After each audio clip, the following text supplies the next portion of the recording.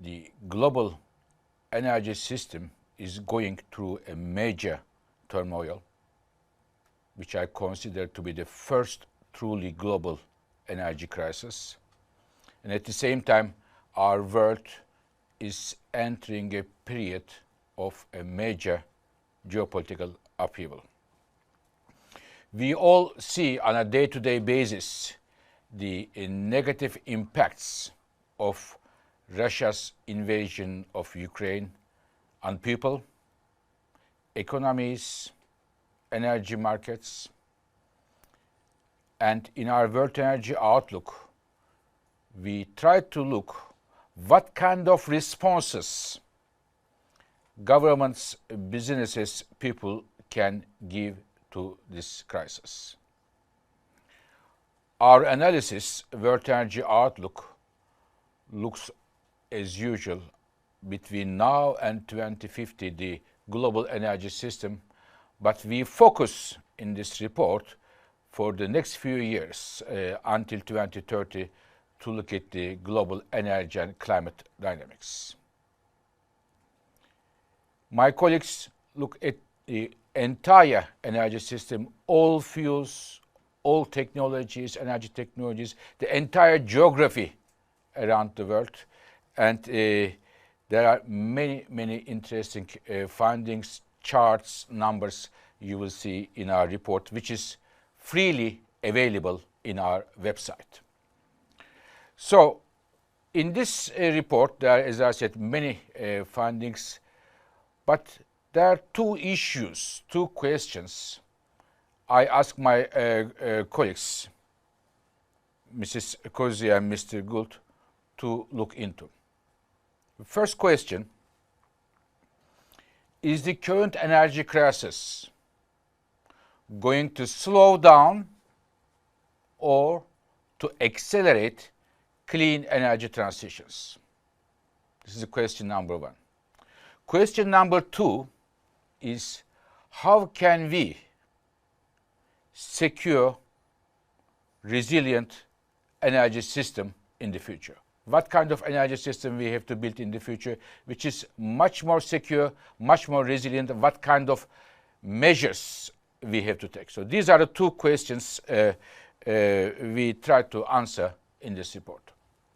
Now, starting with the first one, some of the members of the press would remember only a few months ago, I said this energy crisis could be a turning point in the history of energy by accelerating clean energy transitions.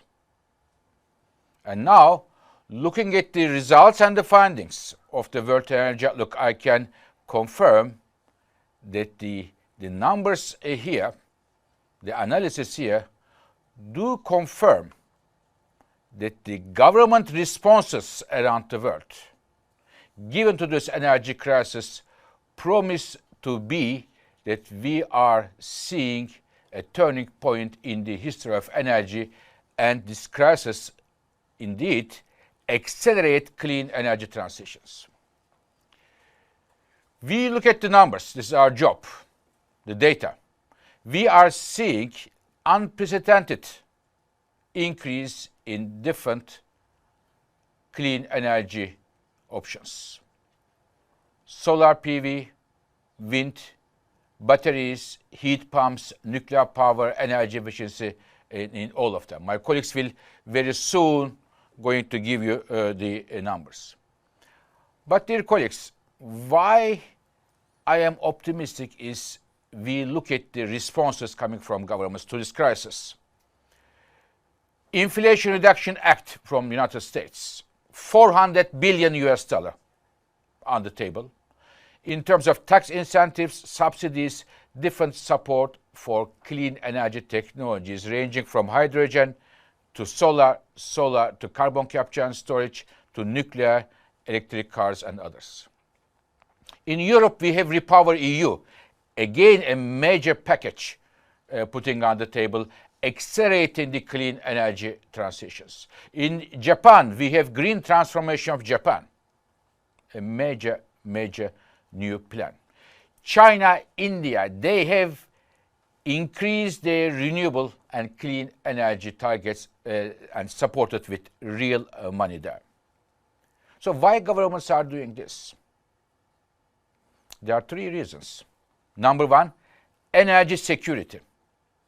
Today, the biggest driver of renewable energy in many parts of the world is energy security, not necessarily climate commitments as it was before. So, energy security, number one driver.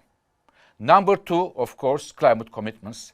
And number three, the many governments want to be a part of the new industrial era based on clean energy manufacturing.